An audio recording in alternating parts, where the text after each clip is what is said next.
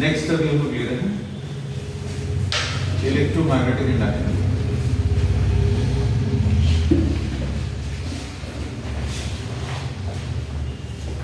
Electromagnetic induction, as this name suggests, we will be inducing what current. हम लोग current induce करेंगे और किसका यूज करेंगे? We will be making use of magnetism. तो Faraday ने कुछ एक्सपेरिमेंट्स कंडक्ट किए और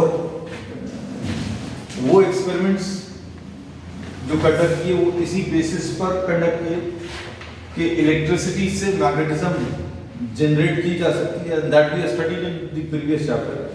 इलेक्ट्रिसिटी से मैग्नेटिक फील्ड कैसे आती है, कितनी आती है, वो भी हम लोग ने पढ़ा। मैग्नेटिज्म से इलेक्ट्रिक फील्ड मिलेगी या करंट मिलेगा, ये अब हम लोग पढ़ने वाले हैं। तो इलेक्ट्रिक करंट से मैग्नेटिक फील्ड बनी,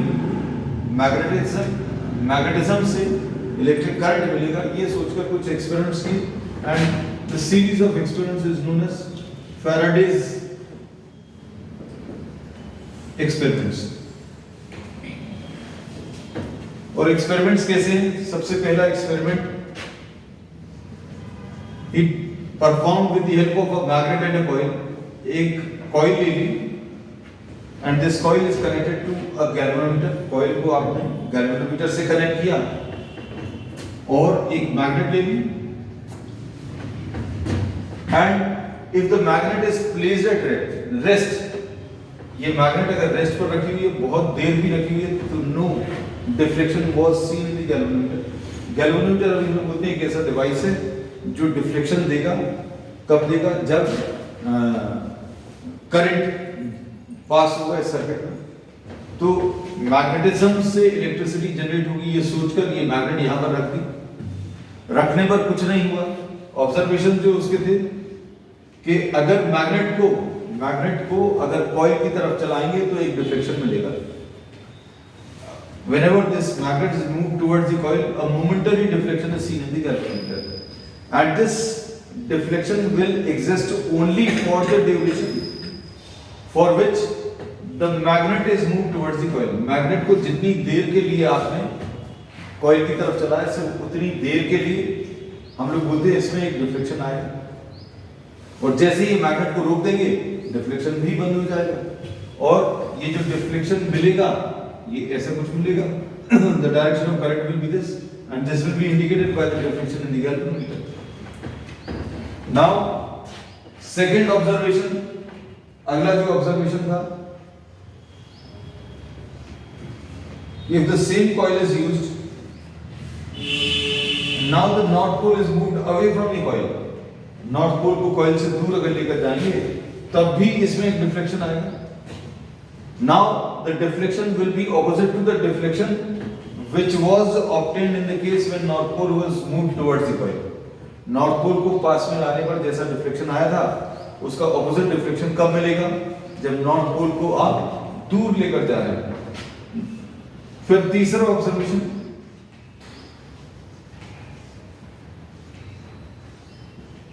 now this is the galvanometer. The same experiment was repeated with the south pole.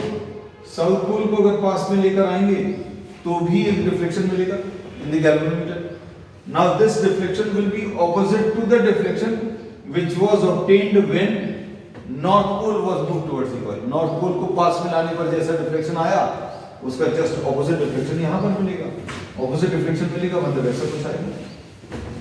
यहाँ पर नॉर्थ पोल को पास में लाने पर जैसा डिफ्लेक्शन आया, उसका ऑपोजिट डिफ्लेक्शन मिलेगा when north pole is moved away from the coil.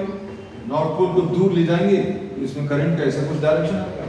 Current का डायरेक्शन अगर रिवर्स होता है, हम लोगों को पता चलेगा। कैसे पता चलेगा?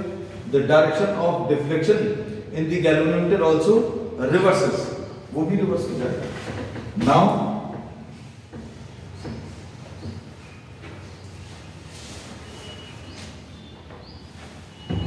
अब इसके बाद south pole, when this is moved away from the coil, when the south pole is moved away from the coil, then also deflection is seen in the galvanometer. But now the deflection will be opposite to the deflection When South Pole was moved towards the coil, South Pole को पास में लाने से जैसा current आया था, उसका opposite current south pole को दूर ले जाने में होगा। तो अब इस प्रोसेस को अभी हम लोग इलेक्ट्रोमैग्नेटिक इंडक्शन बोलते हैं। The process of inducing current in a coil, the process of inducing current in a coil due to relative motion between the magnet and the coil. Relative motion between the magnet and the coil इसका मतलब क्या है? अब हम लोग क्या करेंगे? Now we will be keeping the magnet at rest. Magnet को अब रेस्ट पर रखो, कॉइल को पास में ले जाओ या दूर ले जाओ, then also deflections are seen. ठीक है? So whenever there is relative motion between, whenever there is relative motion का मतलब क्या है? Does not matter कि आप मैग्नेट को कॉइल की तरफ चलाएं या कॉइल को मैग्नेट की तरफ चलाएं। Whenever there is relative motion between the magnet and the coil, current is induced in the coil. और current induce in the coil कैसे पता चलेगा? This is shown by deflection in the galvanometer.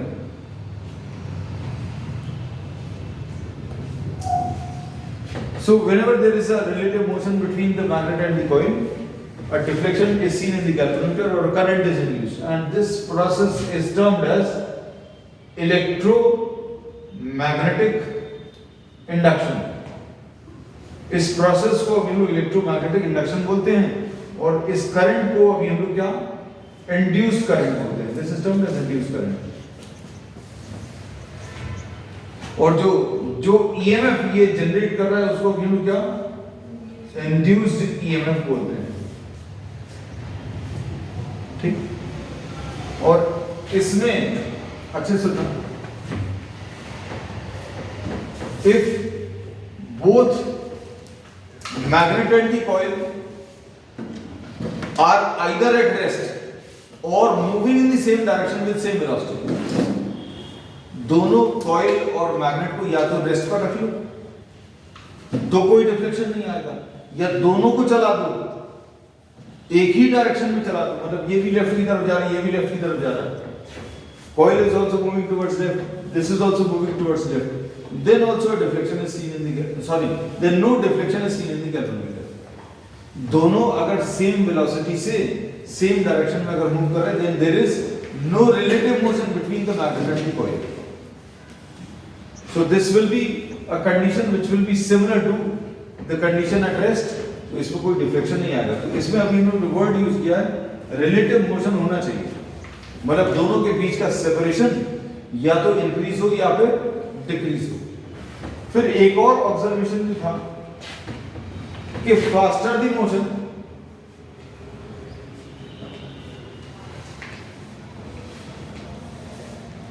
Larger is the deflection. जितना ज्यादा fast अभी आप चलाएंगे उतना ज्यादा आपको डिफ्लेक्शन मिलेगा। This was experiment number 1,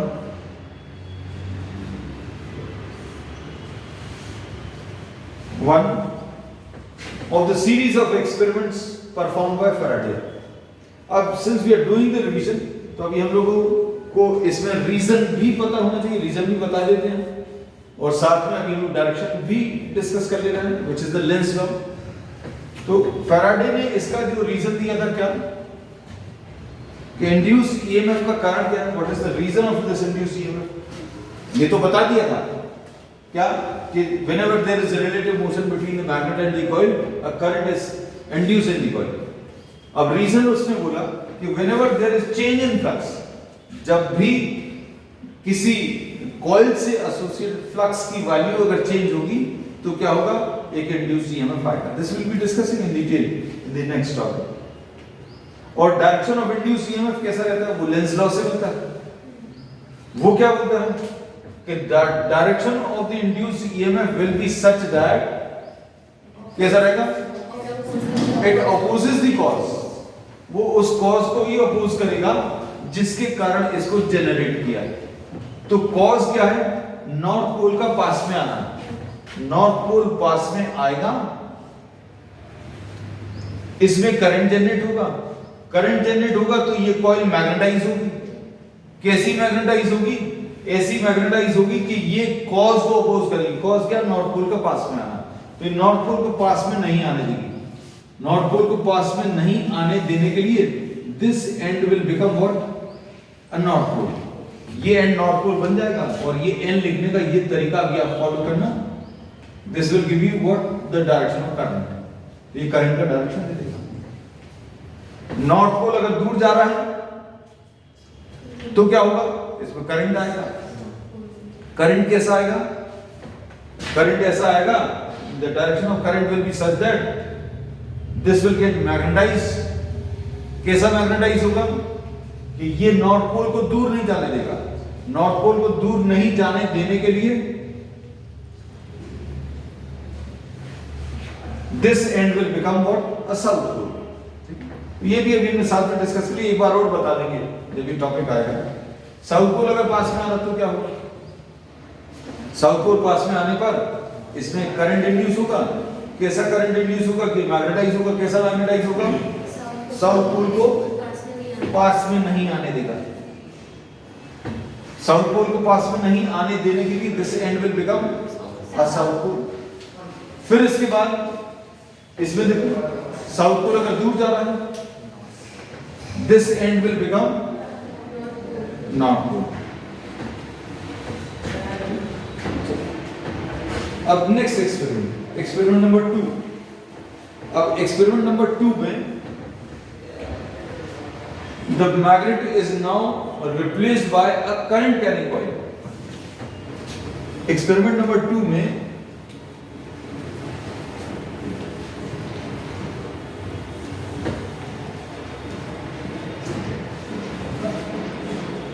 experiment number 2 में क्या किया? एक they are taking a coil, he took a coil connected to a galvanometer। Coil ले ली, गैल्वेनोमीटर से कनेक्ट कर दिया। इसमें there is no source of EMF, कोई सोर्स ऑफ करंट नहीं। फिर यहां पर एक करंट कैरिंग कॉइल ले ली and this current carrying coil is moved towards the coil which is connected to the galvanometer। and as we have studied in the previous chapter, क्या पढ़ा हुआ है कि current carrying coil acts as what? a magnet। तो ये बिल्कुल magnet की तरह काम करेगा और इसके सारे ऑब्जर्वेशंस बिल्कुल वैसे ही रहेंगे। कैसे रहेंगे? कैसे रहेंगे? जैसे अभी हम लोगों को मैग्नेट की वजह से मिलेगा। मतलब क्या? कि आप इसको पास में लाओगे तो करंट आएगा, दूर ले जाओगे तो भी एक करंट आएगा, लेकिन दोनों में डायरेक्शन ऑफ करंट कैसा रहेगा? ऑपोजिट रहेगा।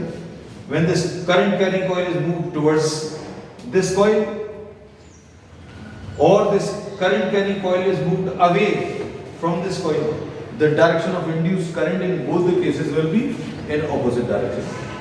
फिर डायरेक्शन ऑफ करंट अगर आप रिवर्स कर दें, डायरेक्शन ऑफ करंट रिवर्स कर दें, फिर पास में आए फिर दूर ले जाए तो डिफ्लेक्शंस मिलेंगे और डिफ्लेक्शंस ऑपोजिट रहेंगे। And obviously if the direction of current in this coil is reversed, अगर आप इसमें करंट का डायरेक्शन रिवर्स करके फिर एक्सपेरिमेंट कर रहे हैं तो इसका मतलब क्या है?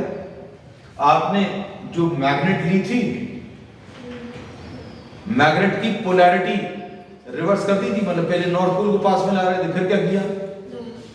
नॉर्थ पोल को दूर रख दिया, मतलब साउथ पोल को पास में रख दिया। साउथ पोल को पास में लाया, दूर ले गए। नॉर्थ पोल को पास में लाना या दूर ले जाना, या साउथ पोल को पास में लाना और दूर ले जाना, वो यहां पर कैसे आएगा? डायरेक्शन ऑफ करंट को रिवर्स कर। डायरेक्शन ऑफ करंट को रिवर्स करोगे तो polarity of this end will change. एक बार ये एंड नॉर्थ पोल था, एक बार ये एंड साउथ पोल बन जाएगा।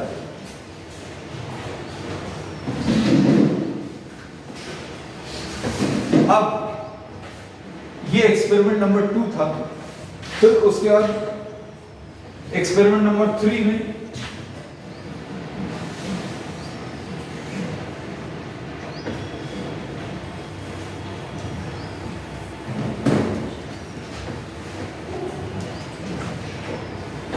एक्सपेरिमेंट नंबर 3 में अब हम लोग ना तो मैग्नेट ले रहे हैं, एक्सपेरिमेंट नंबर 2 में अभी लोग बोल सकते हैं the magnet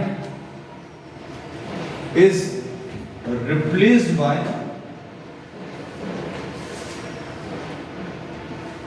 current carrying coil, and this is moved either towards the first coil or away from the first coil. Experiment number 3 में अब हम लोगों ने फिर से यहां पर एक कॉइल ली which is connected to the galvanometer. फिर क्या किया, पास में एक और कॉइल ले ली, taking another coil which is connected to a source of EMF and a key K. As soon as this is switched on, जैसे ही आप स्विच ऑन करोगे इसमें एक डिफ्लेक्शन आएगा, स्विच ऑफ करोगे तो भी एक डिफ्लेक्शन आएगा, और बाकी आप बहुत देर जैसे ही आपने इसको स्विच ऑन किया, a deflection is seen in the galvanometer which is momentary मतलब सिर्फ कुछ फ्रैक्शन ऑफ सेकेंड्स के लिए इसमें एक डिफ्लेक्शन मिलेगा और वो खत्म हो जाएगा। फिर उसके बाद आप बहुत देर तक भी आप इसमें करंट पास करते रहेंगे तो भी इसमें कोई डिफ्लेक्शन नहीं आने वाला, समझ आया? उसके बाद डिफ्लेक्शन कब मिलेगा, बहुत देर आप करंट पास करते रहे, नो डिफ्लेक्शन। डिफ्लेक्शन कब मिला था, deflection was obtained only when this was switched on. फिर उसके बाद बहुत देर आप करंट पास करते रहे, नो डिफ्लेक्शन। फिर उसके बाद क्या किया आपने, इसको स्विच ऑफ किया, तो जैसे ही स्विच ऑफ करोगे तो भी इसमें डिफ्लेक्शन मिलेगा, लेकिन स्विच ऑन करने पर जो डिफ्लेक्शन आया है और स्विच ऑफ करने पर जो डिफ्लेक्शन आया, दोनों के डायरेक्शंस कैसे ऑपोजिट है। Is this clear? So these are what the 3 experiments, ये 3 एक्सपेरिमेंट्स हैं। फिर उसके बाद नेक्स्ट टॉपिक है magnetic flux.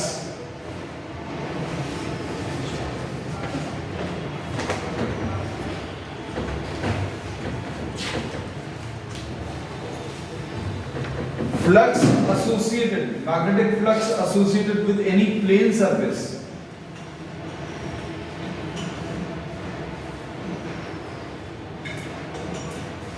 Magnetic flux associated with any plane surface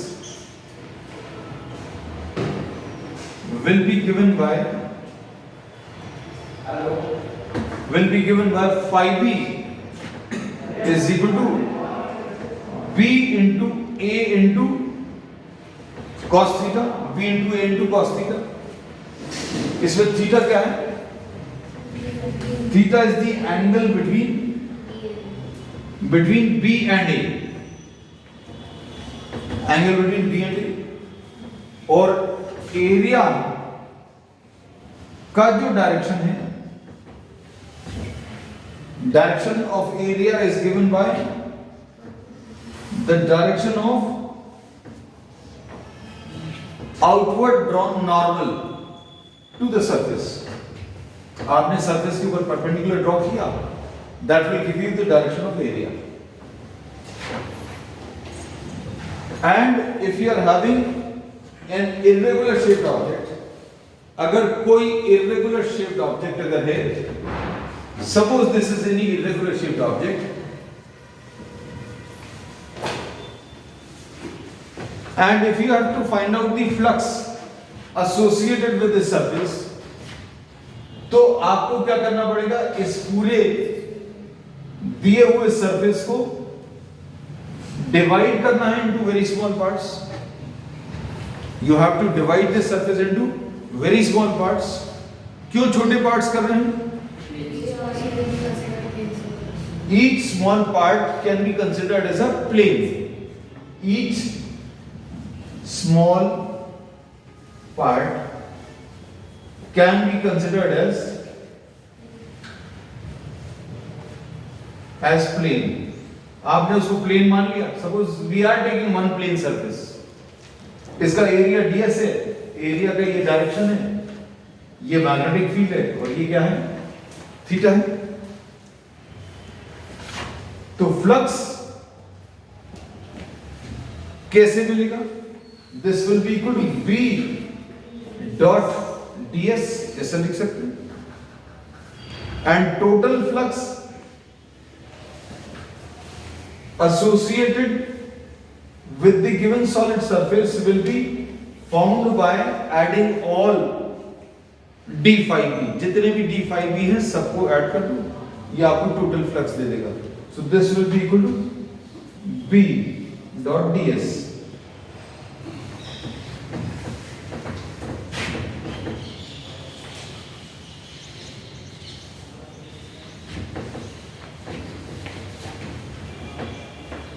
अब इसके बेसिस पर, इस टॉपिक के बेसिस पर हम लोग अब एक्सप्लेन करेंगे the cause of induced EMF which was put forward by और which was forwarded by Faraday. तो नेक्स्ट टॉपिक जो है इसमें है Faraday's laws of electromagnetic induction.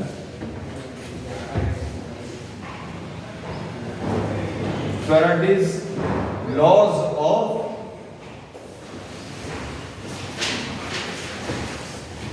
electromagnetic induction।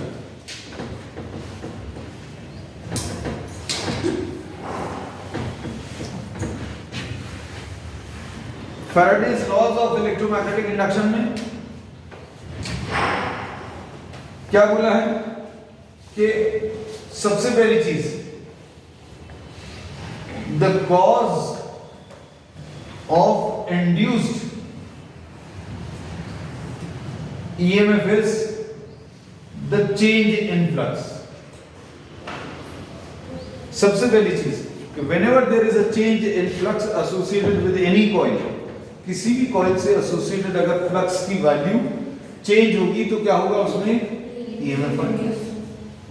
and this induced EMF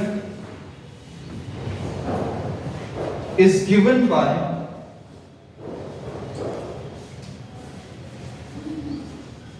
rate of the negative rate of change of flux, negative rate of change of flux। if the coil is having n turns तो ये आ जाएगा minus n d phi b by dt ऐसा।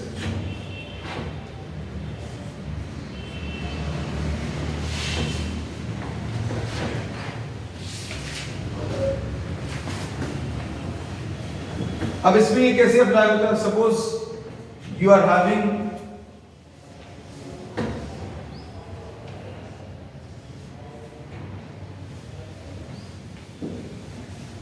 This is a galvanometer and the north pole is move towards the coil. तो अब if we express phi b as b into a into cos theta, the cause of this induced EMF is the change in flux। and what is the cause of change in flux? Flux में change क्यों हो रहा है? अगर आप magnet को पास में ला रहे हैं, मैग्नेट को पास में लाने पर इनमें से क्या चीज चेंज हो रही है? थीटा चेंज हो रहा है, बी चेंज हो रहा है।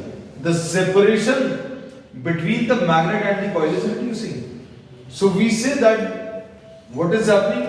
The value of flux increases। यहां पर अभी हम बोलते हैं the cause of change in flux। क्या बोल सकते हैं? The increase in B, B का increase होना। तो ये B इंक्रीज होने की वजह से फ्लक्स चेंज हो रहा है और इसकी वजह से यहां पर इंड्यूस करंट आएगा। फिर डायरेक्शन क्या रहेगा? वो लेंज लॉ से मिला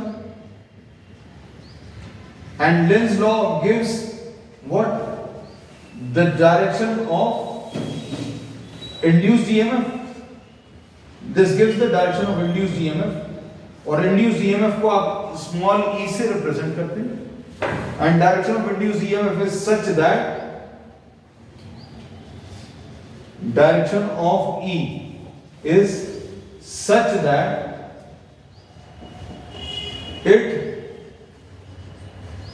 it opposes the cause. ये क्या करता है? उस cause को ही oppose करता है जिसके कारण ये जनरेट हुआ है. The direction of induced EMF is such that it opposes the cause, and this is based on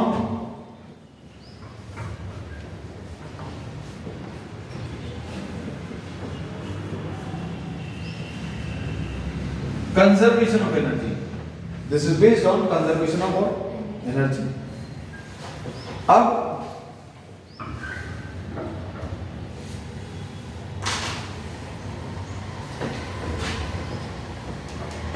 conservation of energy पर बेस कैसे? देखो, कॉज इसमें क्या है?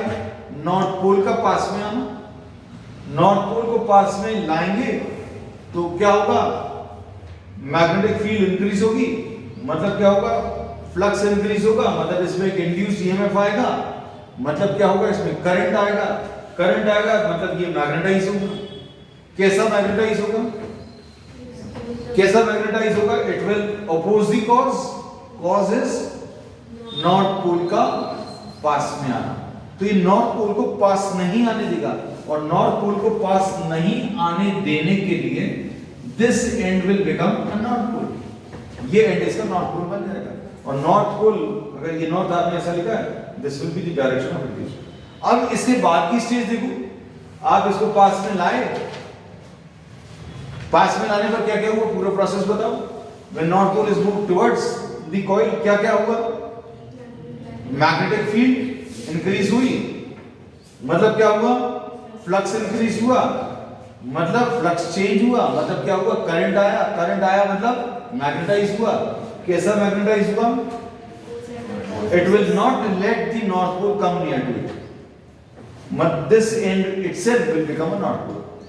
Now, from this moment onwards, this north pole, if this is to be moved towards the coil, then work will be done against repulsion.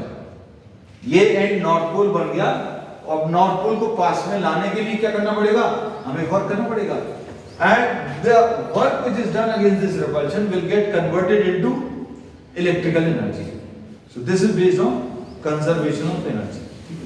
तो ये चीज याद रखना. हमने सिर्फ एक ही केस में एक्सप्लेन किया, and the same things apply in all the cases. मतलब बहुत सारे केसेस थे. नॉर्थ पोल को दूर ले जाएंगे तब भी यही होगा. नॉर्थ पोल को दूर ले जाने पर करंट आएगा. करंट कैसा आएगा? कि ये मैग्नेटाइज होगा. कैसा मैग्नेटाइज होगा? कैसा मैग्नेटाइज होगा बेटा? बोलो जल्दी. नॉर्थ पोल को अगर दूर ले जा रहे हैं तो ये कैसा मैग्नेटाइज होगा? नॉर्थ पोल को दूर नहीं जाने देगा. ये एंड कैसा बन जाएगा? South pole. अब इसको दूर ले जाने में वर्क करना पड़ेगा. Work will be done against the attraction. ये इसको खींच रहा अपनी तरफ और हम दूर ले जा रहे हैं, and this work will get converted into electrical energy. Is this clear?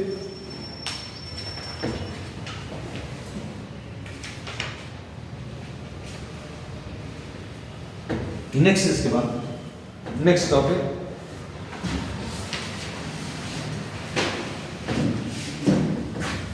रब कर दे.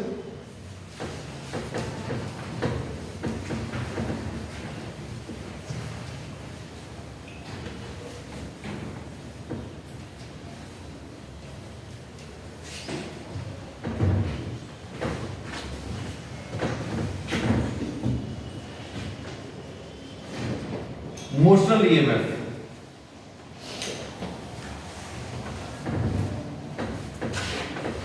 मोशनल ईएमएफ में suppose we are taking a metallic frame placed in a uniform magnetic field. This uniform magnetic field is perpendicular to the paper and inwards. ये magnetic field perpendicular to paper and inwards है. And on this metallic frame you are having a thick conductor. This is a conductor, and this conductor can be moved on this frame. इसको आप चला सकते हैं और आप इसको चला रहे हैं. This point is P, this is Q, this is R, and this is S, and this is moved towards the left with a velocity V. आप इसको लेफ्ट की तरफ मूव कर रहे हैं with V velocity.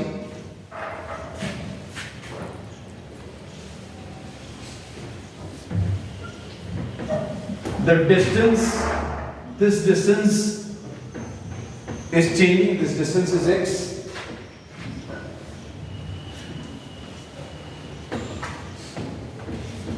A flux associated with this closed loop flux, अब अगर आप ये लोग निकालें तो कैसे मिलेगा? B into area कितना जाएगा? Area of this closed loop, this will be L into X.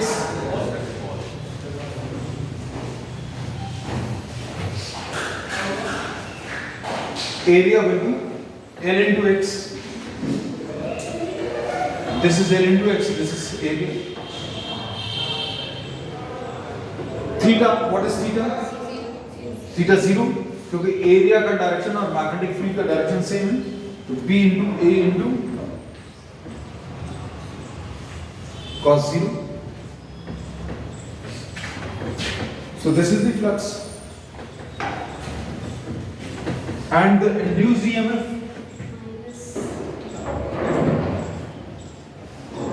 d phi b by dt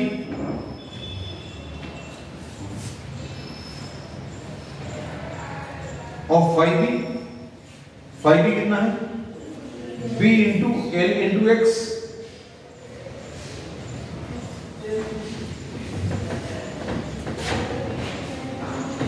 B into L into X.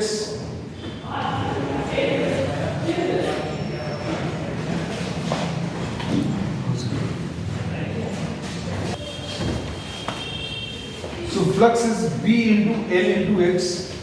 Area इसमें L into X है, minus B into L into dx by dt. और dx by dt, dx क्या है? The change in the value of x. This is change in the value of x. और ये क्या है? Time. तो इसमें dx जो है वो कैसा है? नेगेटिव है, क्योंकि dx is what? The decrease. So we say that dx by dt can be written as minus b. या फिर इसको कह सकते हैं that this rod is moving towards the left direction. या फिर ऐसा कह सकते हैं time increases, x decreases. तो एक increase को अगर आपने प्लस मान लिया तो decrease जो है नेगेटिव रहेगा, क्योंकि समय के साथ ये x की वैल्यू डिक्रीज होने वाली है. So E will be equal to minus b into L into minus b. This will be L B. And you see it.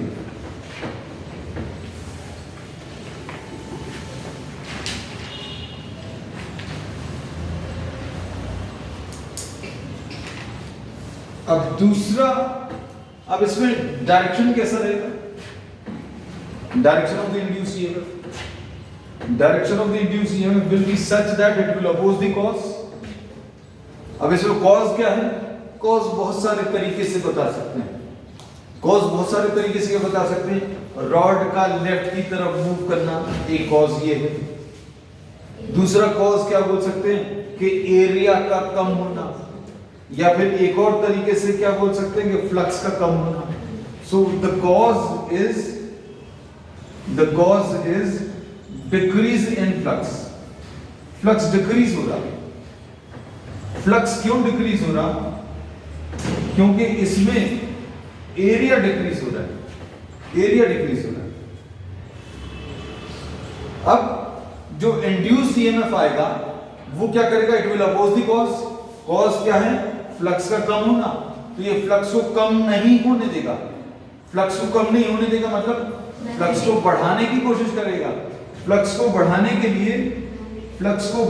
लिए क्या करेगा, एरिया तो कम हो रहा है, फ्लक्स कम हो रहा है क्योंकि एरिया कम हो रहा है, और फ्लक्स को बढ़ाने के लिए क्या करेगा, बी को इंक्रीज कर देगा।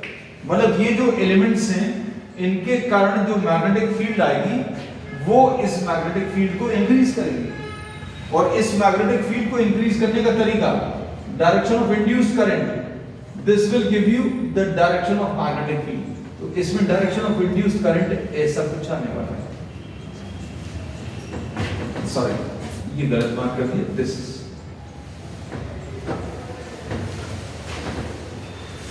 और एक और तरीका इसको समझने का,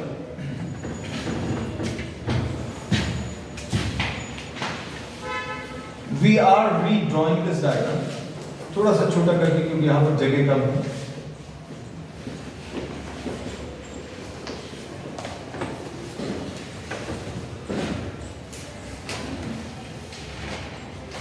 This is the rod.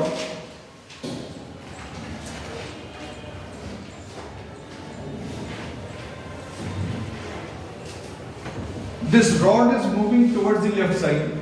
ये रॉड लेफ्ट की तरफ मूव कर रही है, तो इसके सारे पॉजिटिव चार्जेस भी लेफ्ट की तरफ मूव कर रहे हैं। So this is we are considering a positive charge Q. This positive charge Q is moving towards the left side with a v velocity. v velocity क्यों? क्योंकि रॉड की velocity v है, तो रॉड के अंदर जितने भी चार्जेस हैं उन सब की वेलोसिटी भी v ही होगी। अब इस velocity of the positive charge and magnetic field, इनके बीच में एंगल कितना, 90 डिग्रीज होगा। Force acting on the moving charge क्या आ जाएगा, Q into V into B into क्या आ जाएगा, साइन 90। क्यों? क्योंकि वेलोसिटी लेफ्ट की तरफ, मैग्नेटिक फील्ड अंदर की तरफ, इनके बीच में एंगल 90, ये QVB आ जाएगा। This is the force. अब work done in moving the charge from P to Q, work कैसे मिलेगा, force into distance.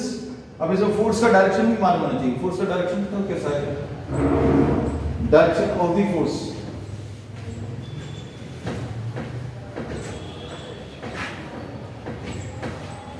Direction of the force कैसा आएगा,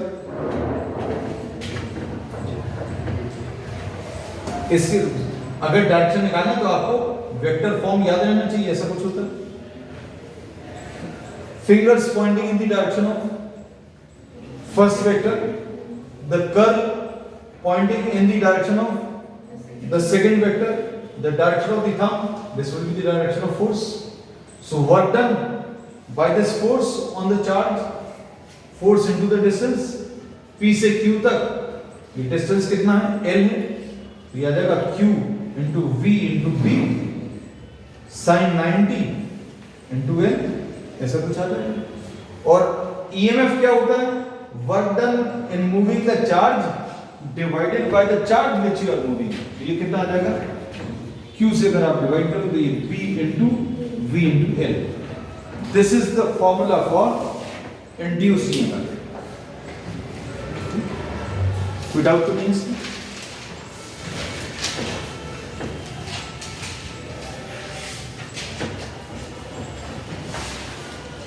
नेक्स्ट टॉपिक,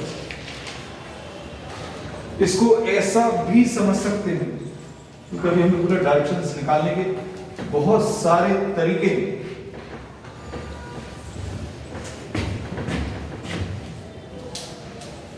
हम लोगों ने इसमें ये बोला था कि ये मैग्नेटिक फील्ड है perpendicular to paper and inwards. अब इसमें अच्छे से देखना क्या होगा, जैसे जैसे आप इसको लेफ्ट की तरफ चलाएंगे, as this move towards the left, area decreases, उसकी वजह से फ्लक्स V into A ये भी डिक्रीज होगा। फ्लक्स अगर डिक्रीज होगा मतलब इसमें एक इंड्यूस ईएमएफ आएगा, मतलब एक करंट आएगा, और करंट क्या करेगा, फ्लक्स को बढ़ाएगा।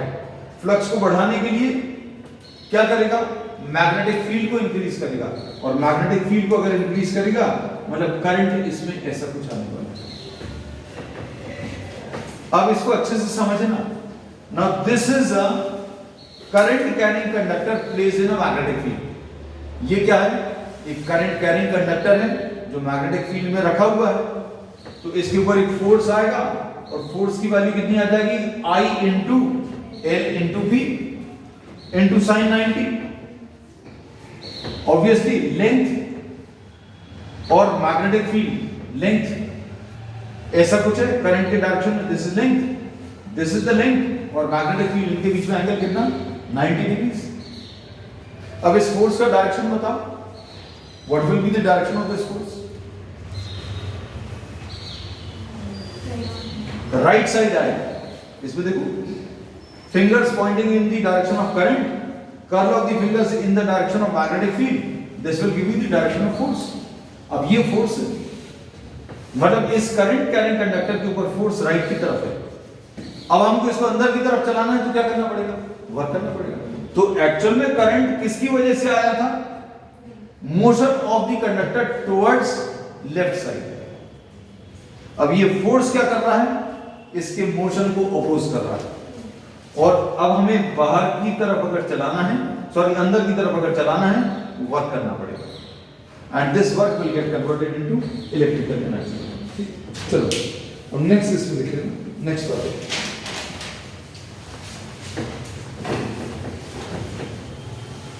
इंडक्टेंस।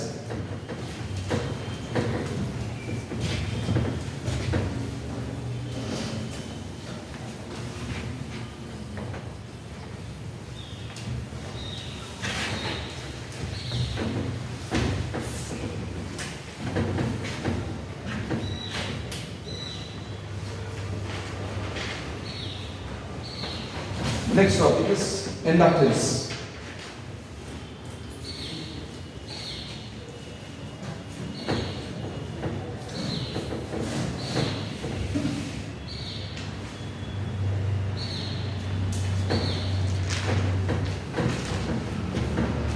अब इसमें अभी हम लोगों ने पढ़ा कि whenever there is a change in flux associated with any coil, an EMF is induced in it, or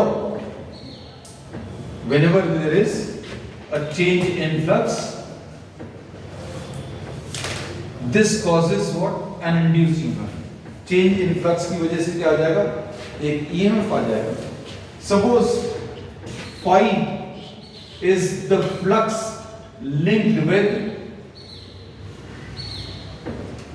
each turn of any coil, and n is suppose the number of turns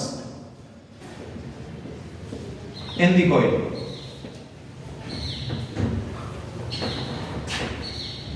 तो इसमें अभी हम लोग क्या बोलेंगे, n phi, this is a special term which will be used very frequently in the next topic. This is termed as the flux linkages of the coil.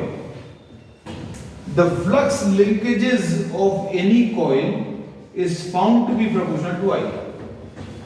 Flux linkages of the coil is found to be proportional to I.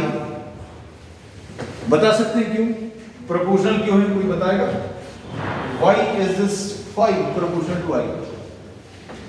क्योंकि phi depends on B, and B depends on I. So phi directly proportional to B and B is directly proportional to I. So we say that phi is proportional to I. And introducing the constant n phi is equal to what? इसको अभी हम लोगों ने क्या inductance बोल दिया. Proportionally constant जो है this is termed as inductance.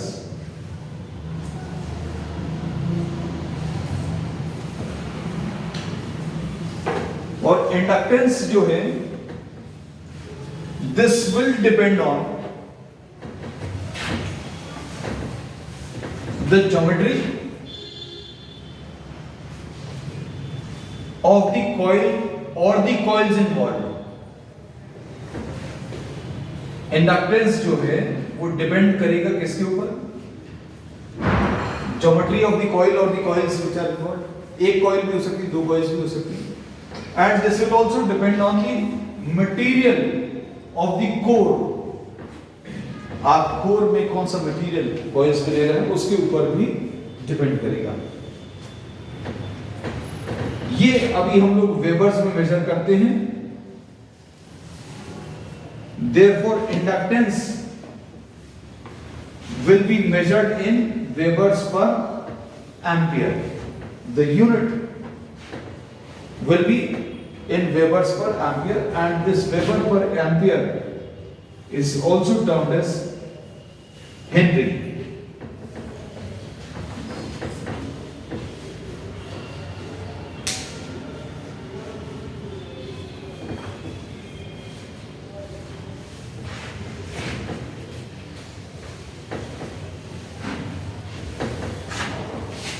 Doctor ने इसको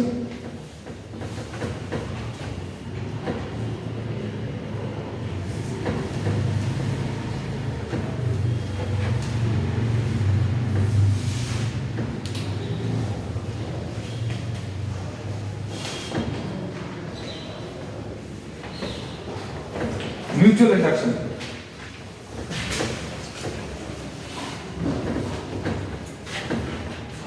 Mutual induction, as this name suggests, you will be having two coils. This is one coil named as S1,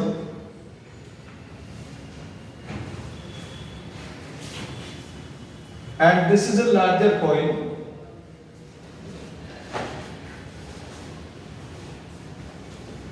which is named as S2.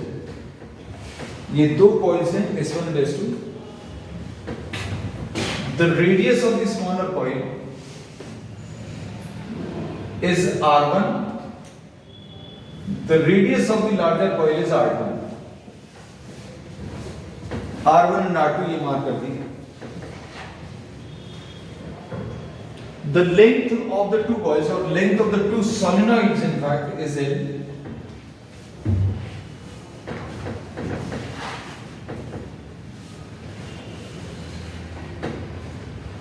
अब इसमें suppose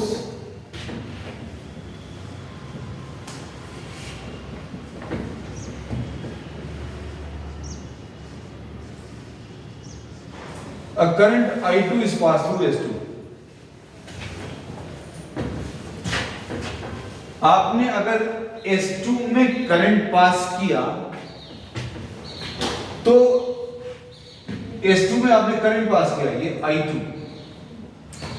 तो इसमें क्या आ जाएगा? एक induced EMF आ जाएगा. किसमें इंड्यूस्ड ईएमएफ आएगा? इसमें. क्यों आएगा?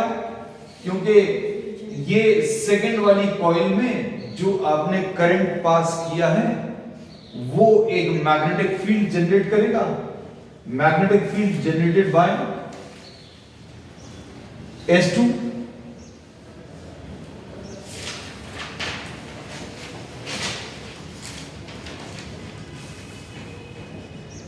B2 is equal to mu 0 N2 into I2,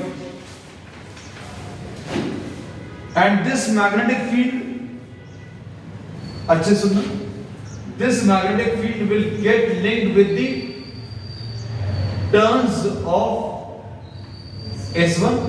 अब मैग्नेटिक फील्ड तो पूरे में आ गई. पूरे में क्यों आई बेटा? पूरे में क्यों आई? क्योंकि S2 में आपने करंट पास किया और S2 ये बड़े साइज की कॉइल है, इसमें मैग्नेटिक फील्ड ऐसी आ जाएगी. और ये लिंक होगी किससे? ये लिंक होगी S1 से, और EMF किस में आएगा? S1 में. So we say that the flux linkages of the first coil, this is what? The flux linkages of the first coil, this will be proportional to I2. पहली वाली के साथ ये जो छोटी वाली कॉइल है, इसमें जो फ्लक्स लिंकेज आएगा वो किसके ऊपर डिपेंड करेगा? अच्छे सुनना, ये पहली वाली जो छोटी वाली कॉइल है, इसके जो फ्लक्स लिंकेजेस हैं वो मैग्नेटिक फील्ड के ऊपर डिपेंड करेंगे। कौन सी मैग्नेटिक फील्ड? जो सेकंड वाली कॉइल ने जनरेट की। और सेकंड वाली कॉइल में मैग्नेटिक फील्ड क्यों आई? क्योंकि I2, इसलिए अब हम लोगों ने यहां पर I2 लिखा। ठीक, अब इसमें अगर आप देखें N1 into phi1 will be equal to N into I2। Current किसमें पास किया है अभी हम लोगों ने? सेकंड में पास किया। ईएमएफ किसमें जनरेट हुआ? सेकंड में करंट पास किया। इंड्यूस ईएमएफ फर्स्ट में आया, इसलिए इसको लिखेंगे mutual induction of first due to second. So M12 is coefficient of mutual induction, पूरा लिख लें।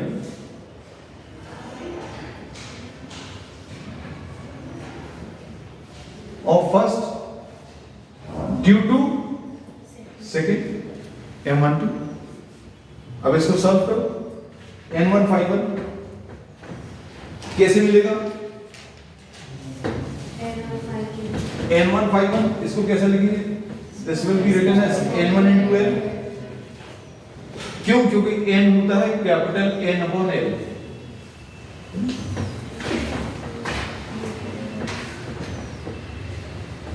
ठीक, जस्ट वन मिनट।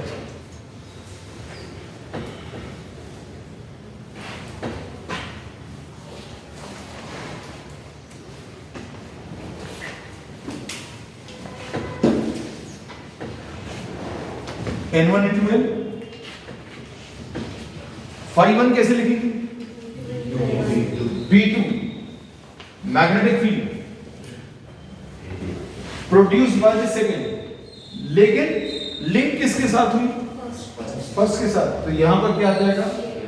पाई R1 स्क्वायर। बस ये याद रखना, क्योंकि ये फ्लक्स जो लिंक हुई है वो किसके साथ? फर्स्ट वाले के साथ लिंक हुई, इसलिए एरिया किसका लेंगे? फर्स्ट वाले का लेंगे। इनफैक्ट दोनों ही केसेस में एरिया फर्स्ट का ही यूज होगा। This will be equal to M12 into I2, या जाएगा N1 into L। B2 का फार्मूला क्या जाएगा? μ0 N2 into I2 pi R1 square is equal to M12 into I2। I2 cancel हो जाएगा, M12 की value μ0 N1 into L pi R1 square. तो जैसा भी हम लोगों ने बोला था coefficient of mutual induction will depend on the geometry, तो ज्योमेट्री के ऊपर डिपेंड कर रहा है।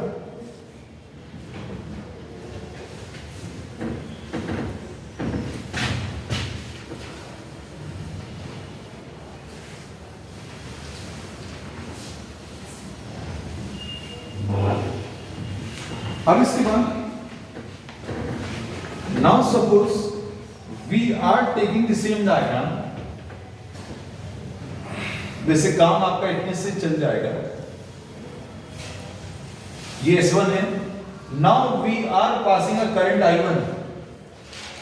अब इसमें अब ये लोगों ने करंट I1 पास किया। अब EMF किस में जनरेट होगा? सेकेंड वाले।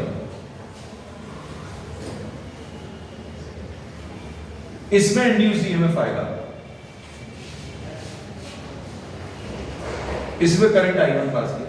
अब इसमें करंट I1 पास करेंगे तो ये मैग्नेटिक फील्ड जनरेट करेगा, और मैग्नेटिक फील्ड सिर्फ इतने में जनरेट होगी। अच्छे से समझना, पहले करंट बाहर वाले में पास किया तो बाहर वाली जो कॉइल थी उसके अंदर मैग्नेटिक फील्ड जनरेट हुई। अब करंट किस में पास किया है?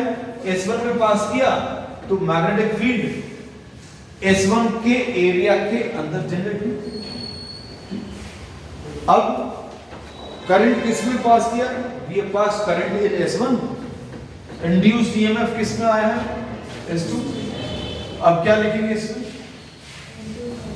N2 into phi2 will be proportional to what? I1।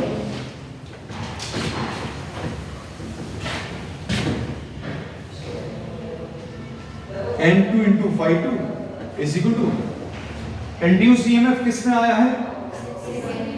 Second में आया तो इसको क्या लिखेंगे, coefficient of mutual induction of second with respect to first into I1।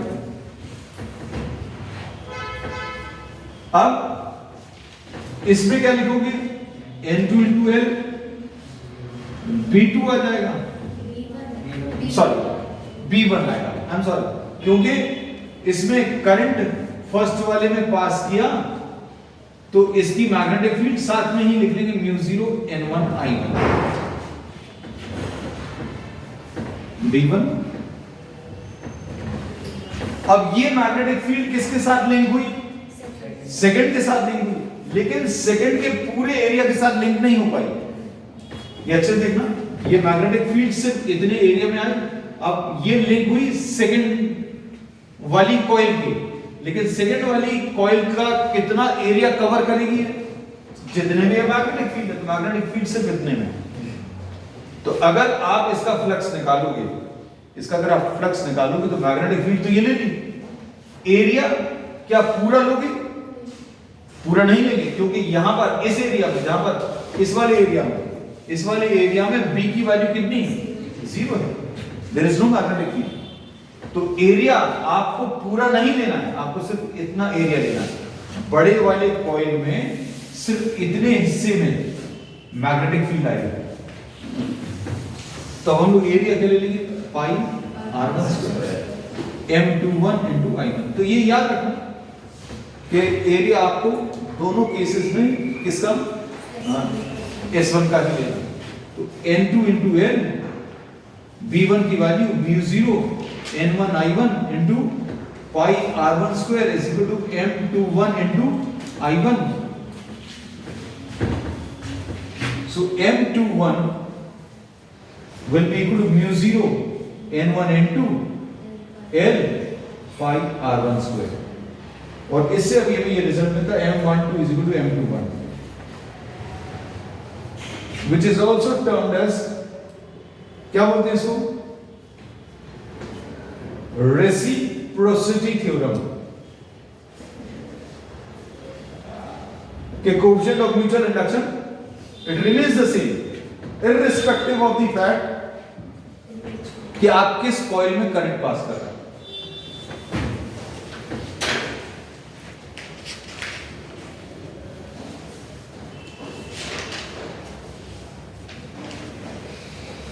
Next,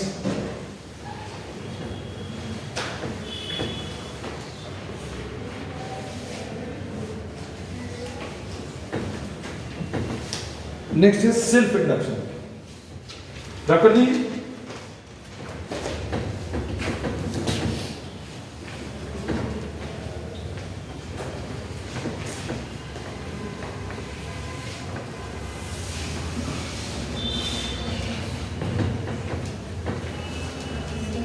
self induction में जैसा ये नाम सजेस्ट कर रहा है कि EMF will be generated in a coil due to change of flux in the same coil, due to change of current in the same coil, self induction। So process of inducing current in a coil due to change in current in the same coil, process of inducing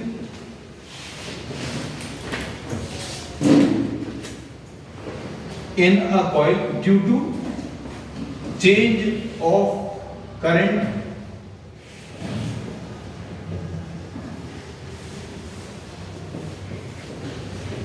इसको हम लोग क्या mutual induction बोलते हैं। अब इसमें सिर्फ process समझाने के लिए अभी हम ये एक डायग्राम ले रहे हैं।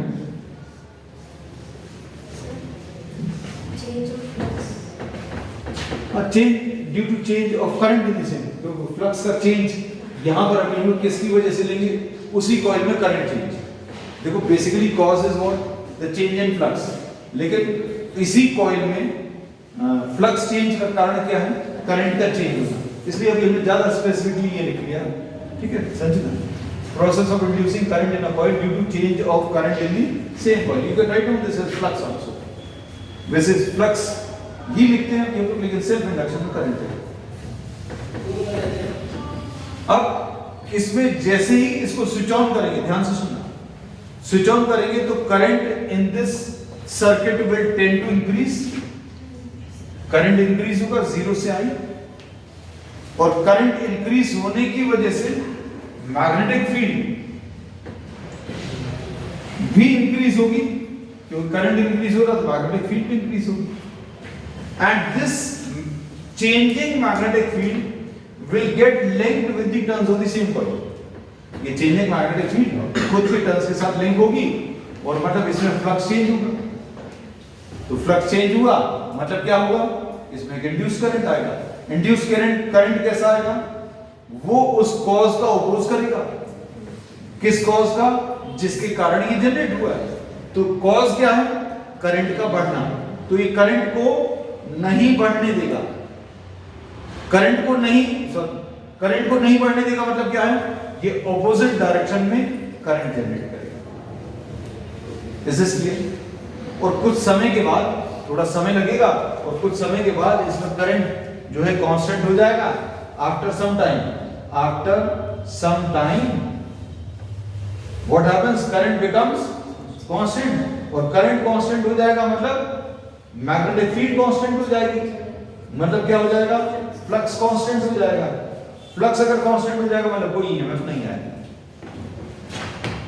उसके बाद फिर से जब स्विच ऑफ करें, ये स्विच ऑन करने में ये प्रोसेस हुआ। अब स्विच ऑफ करेंगे तो क्या होगा, करंट जो है I से 0 जाने की टेंडेंसी है, करंट कम होगा। कहीं पर भी आप स्विच ऑफ करते हो तो क्या होता है, करंट बिकम 0। अब ये करंट 0 होगा मतलब इसकी मैग्नेटिक फील्ड भी डिक्रीज होगी, मतलब क्या होगा, इसका फ्लक्स भी डिक्रीज होगा phi से 0, और फ्लक्स अगर डिक्रीज होगा मतलब इसमें करंट आएगा, इंड्यूस करंट आएगा, इंड्यूस ईएमएफ आएगा, जो क्या करेगा, जो कॉज को अपोज करेगा। कॉज क्या है, करंट का कम होना, करंट को कम नहीं होने देगा। तो हम लोग क्या बोलते हैं कि स्विच ऑन करने पर ऑपोजिट डायरेक्शन में करंट आता है, स्विच ऑफ करने पर सेम डायरेक्शन में करंट आएगा। वो करंट को सपोर्ट करेगा कि भाई तुम्हारी वैल्यू कम हो रही है, हम तुम्हारी वैल्यू को बढ़ाने के लिए हम तुम्हारे साथ ही करंट जनरेट कर रहे हैं।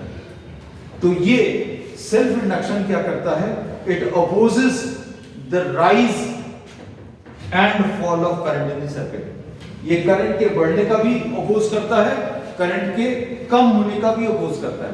This opposes rise and fall of current in the circuit, therefore this is termed as, याद होगा किसी को, इनर्शिया ऑफ इलेक्ट्रिसिटी। इलेक्ट्रिसिटी का इनर्शिया कहलाता है, क्योंकि ये करंट के बढ़ने का और करंट के कम होने का अपोज करता है।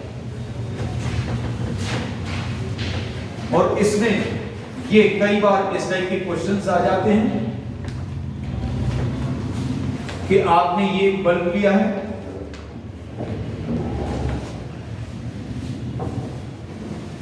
दो आइडेंटिकल बल्ब्स ले लिए, and these two are connected to some source. सपोज ये दोनों 40 वॉट्स के हैं। In this branch you are connecting this 40 watt bulb with the help of a resistance. यहां पर आपने इंडक्टेंस के थ्रू किया है, तो which of these will glow to its full illumination when the circuit is switched on? B2 will glow to its full illumination instantly. लेकिन इसका illumination क्या होगा, धीरे धीरे बढ़ेगा। The illumination of this will increase gradually and will reach its maximum value equal to this value. दोनों का illumination बराबर रहेगा। Is this clear? So we say ये ऐसा भी हो सकता है कि without, ये ऐसा भी डायग्राम आ सकता है कि आपने दो बल्ब्स कनेक्ट किए to a source of EMF और स्विच ऑन करेंगे तो ये इंस्टेंटली फुल इल्यूमिनेशन देगा। The illumination of this will increase gradually to its maximum value. Both will reach their maximum same value at in some time, sorry इसमें कुछ time लगेगा इसमें instant delay process हो जाएगा। तो ये क्या कर रहा है, इंडक्शन या इंडक्टेंस क्या कर रहा है, this is providing a time delay. तो इंडक्टेंस का काम क्या है, it provides a time delay to the rise and fall of current in the circuit. तो ये याद रखना कि L this provides a time delay in what, rise and fall of current in the circuit, fall of current in the circuit।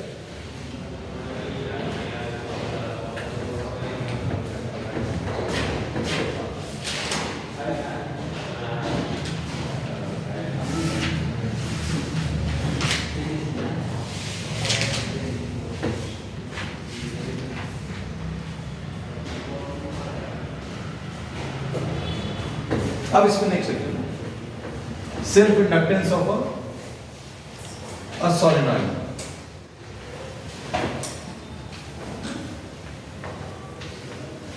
Next topic,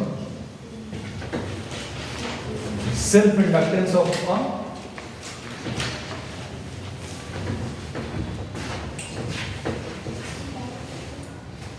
a solenoid. इसमें क्या लिखी हुई, n phi this is proportional to I,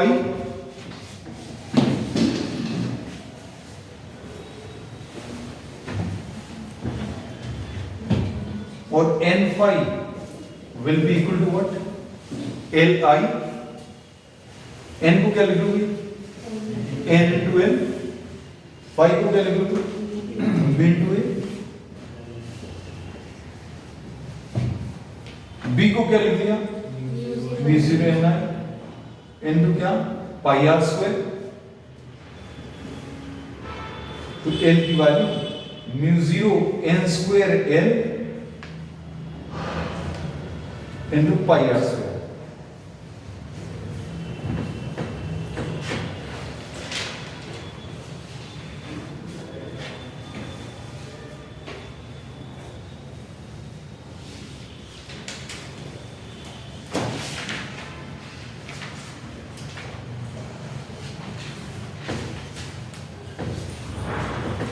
Next,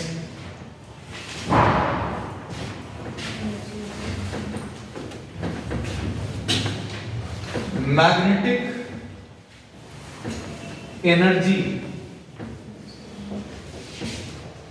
stored in a solenoid। solenoid के लिए calculations करेंगे and this will be applicable with you।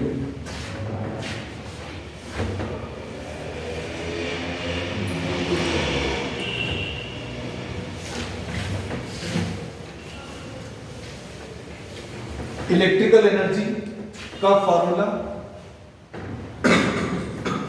V into I into t, तो V की जगह E into I into t ऐसा कुछ लिख लिया फॉर स्मॉल टाइम। E का फॉर्मूला क्या है बेटा, N d phi by d t होता है, इसको minus d by d t of क्या, N फाई लिख लिया, और n फाई किसके बराबर है, ये लिखा हुआ है n phi is equal to Li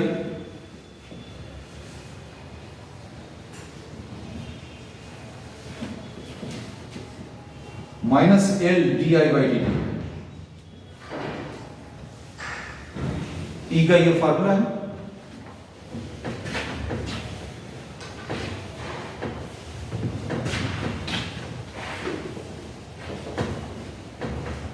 work done कैसे मिलेगा,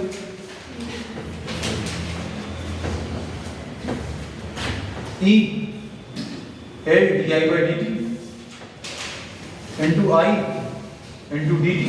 इस फॉर्मूले में सारी वैल्यूज रख दी, ये डी डब्ल्यू है,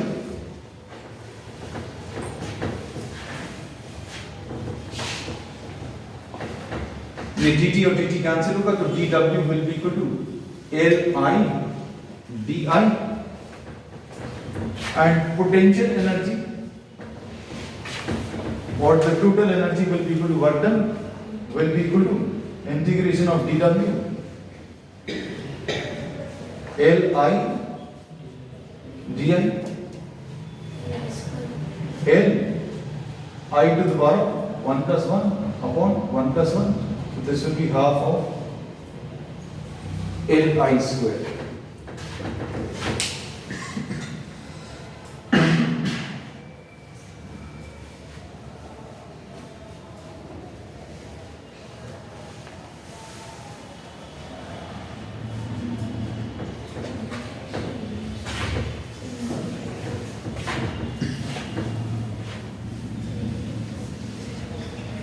अब इसमें अच्छे से और देखना, B का फॉर्मूला क्या होता है सोलेनॉइड के लिए?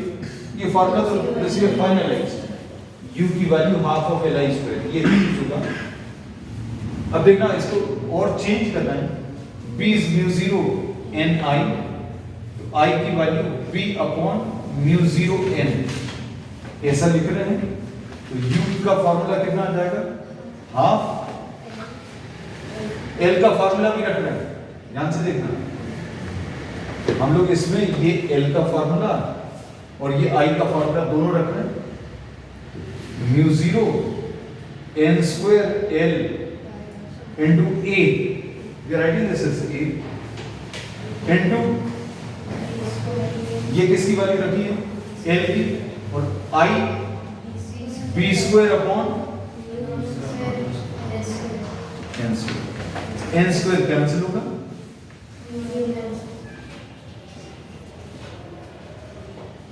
तो B square upon 2 mu 0 A into L, और A इंटू L क्या है? The volume.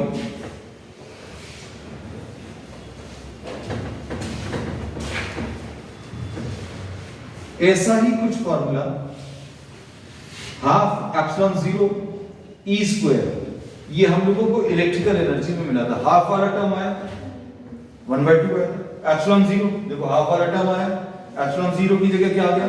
1/μ0 आ गया। इलेक्ट्रिक फील्ड का स्क्वायर, यहां पर मैग्नेटिक फील्ड का square into what? The volume. और अगर आप निकालें energy density capital U upon volume, तो यह आ जाएगा B स्क्वायर अपॉन 2 म्यू 0।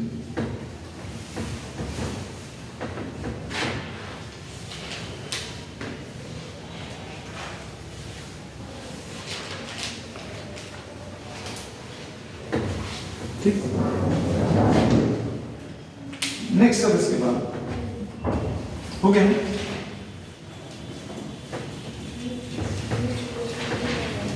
कुछ रह गया क्या?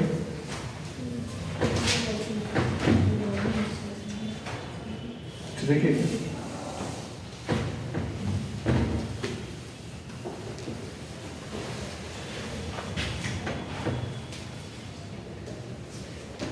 AC generator,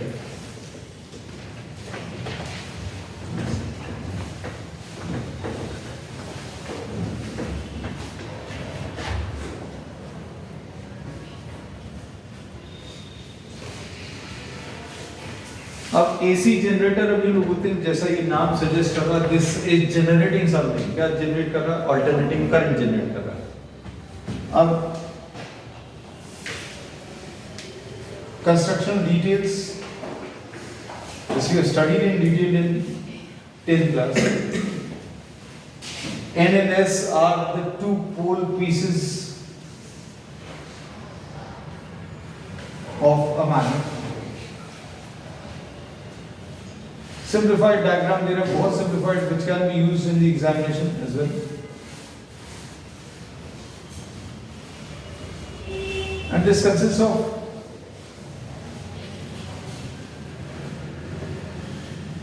two metallic rings,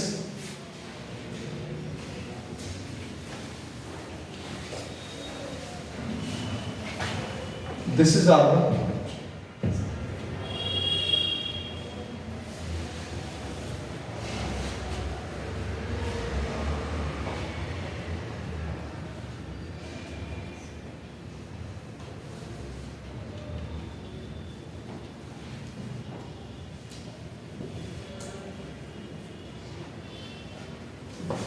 and this is R2. हाँ S1 S2 R1 R2 basically look at it.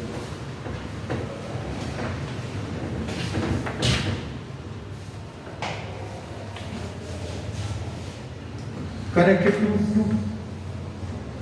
carbon blocks, carbon brushes.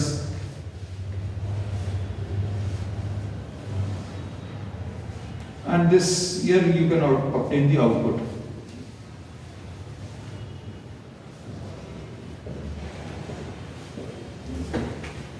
And ABCD, this consists of large number of turns of insulated copper wire wound over a soft iron core और इसको rotate करेंगे.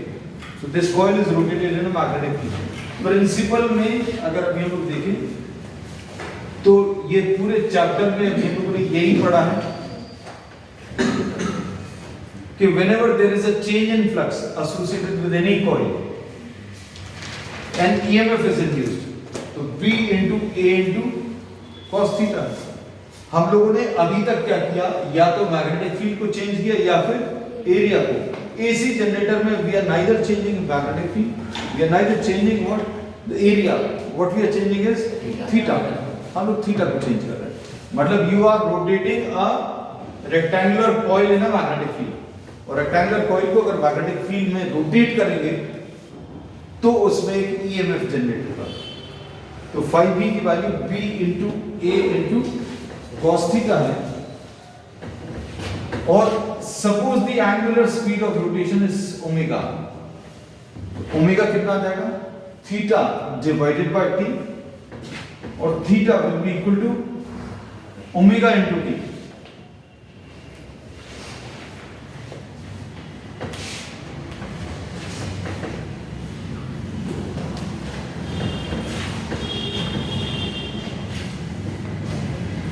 तो phi b will be equal to ये values अगर रखते p into a into cos of omega t and induced EMF. जब भी आप इस कॉइल को रोटेट करेंगे, जैसे ही इस कॉइल को रोटेट करेंगे तो इसमें इंड्यूस्ड EMF आएगा और ये कितना आ जाएगा? Minus n d phi b by dt.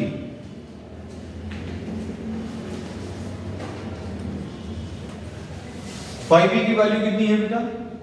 b into a into cos omega t minus n into b into a into d by dt of क्या? cos omega t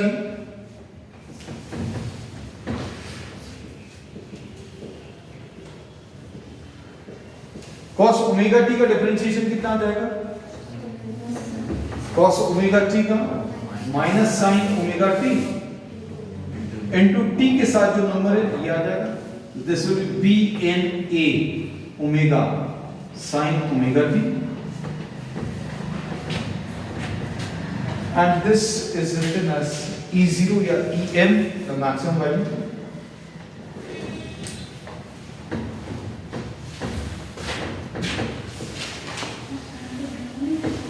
E0 sin omega t.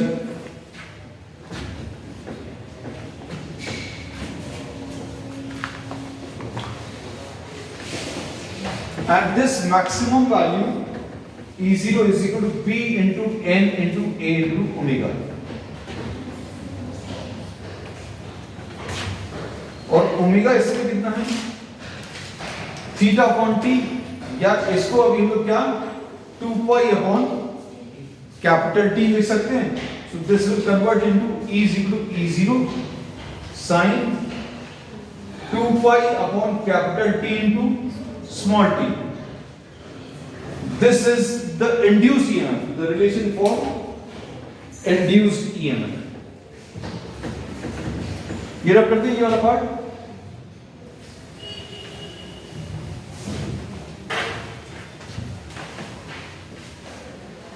अब इसमें कुछ cases ले सकते हैं. t is equal to 0, t is equal to t by 4. t by 4 का मतलब क्या है? 1/4 रोटेशन.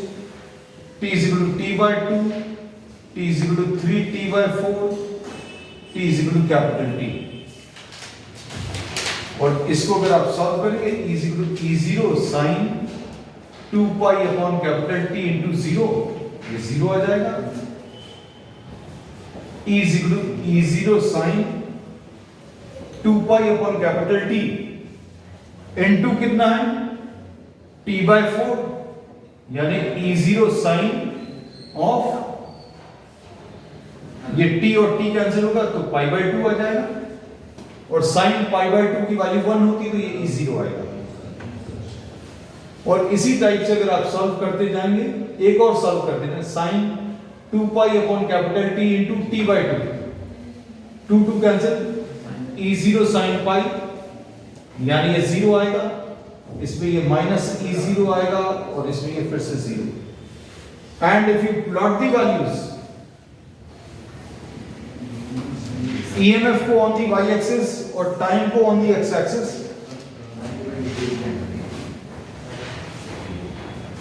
T/4, T/2, 3T/4 और कैपिटल T 0 पर 0 है, T/4 पर कितना है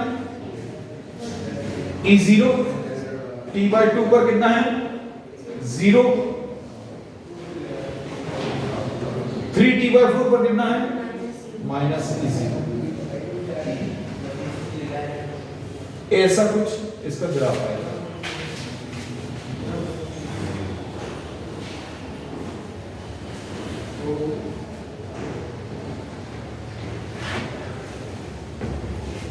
And this current which is generated is of the alternating type,